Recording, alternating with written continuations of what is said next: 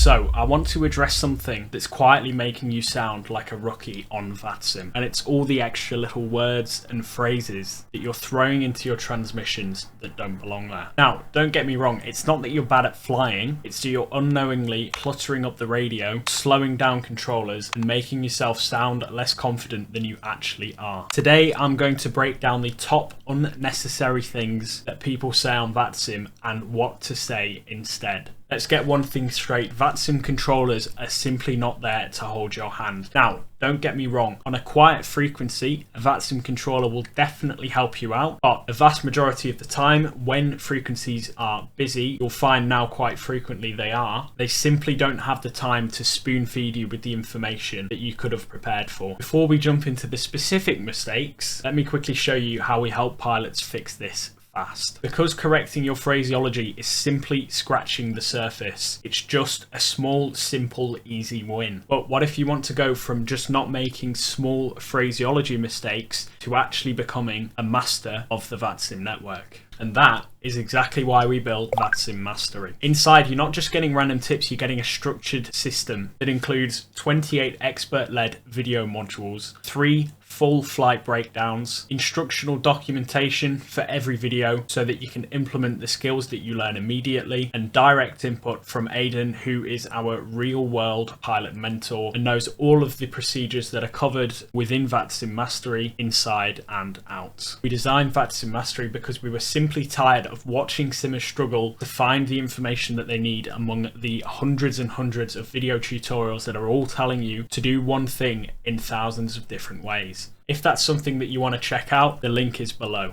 Number 1 is saying anything after a controller has told you to stand by. Stand by simply means that you need to stand by. And I know that may sound self-explanatory, but you need to not say anything after a controller has told you to stand by because you're simply clogging up the frequency. You don't need to tell them that you're standing by, you don't need to tell them roger, you don't need to tell them copy. All you need to do is not key up. They will call you back when they are ready. Number 2 is not reading back the winds. When a controller is issuing either a departure or a landing clearance, they will read the winds to you, and that is simply for information. You don't need to let the controller know that you've received that information by reading it back to them. All you need to do is repeat the instruction that they've given you, whether that be cleared takeoff or cleared to land, alongside the runway that instruction has been issued for. Number 3 is something that I hear quite a lot on the network, and it's saying with you to a controller. The controller doesn't need to know that you're with them. They can work that out by the fact that you're on their frequency. When you're checking in, all you need to do is say their call sign, your call sign, and the information that you need to pass to them. You don't need to let them know that you're with them. Number 4 is not asking for any information from the ATIS. All this does is clog up the frequency and waste precious time, especially on a busy frequency. All of that information is readily available for you either in the NOTAMs or within the ATIS. So if you don't know which runway is in use or you don't know the weather conditions, simply either tune to the ATIS or double click on the ATIS in your pilot client to get the information that is listed there. And the final thing, which again I see quite a lot, is pilots asking what the next frequency will be. The controller is going to tell you the frequency when they hand you off, but if you do want to get it in your standby box ready and you're worried that it may be vastly different from the frequency that you're currently on, so you'll need to sit there scrolling for a long time to actually tune that frequency, you can find the next frequency on the charts for the airport. If you have a look here on Navigraph at the top, you have all of the frequencies that are related to this stage of flight there, and all you need to do is use your brain to work out which frequency you need to contact next. So let's say, for example, you're on the ground frequency and you're going to depart from the southern runway. You'll most likely be contacting the south tower. So let's have a quick recap of the things that you don't need to say on VATSIM. Number 1, after standby, say nothing. Number 2, don't read back the winds. Number 3, don't say with you. Number 4, don't ask for any ATIS information on the frequency. And number 5, don't ask what the next frequency will be. Just cleaning these little things up will not only instantly level up your perception on the network, it'll stop wasting precious frequency time, which is pivotal, especially in busy moments. If you're brand new and you haven't done your first flight yet, there's a video linked in the description for you that is literally a step-by-step walkthrough of how to fly on the VATSIM network. That's all for now. Safe flights as always.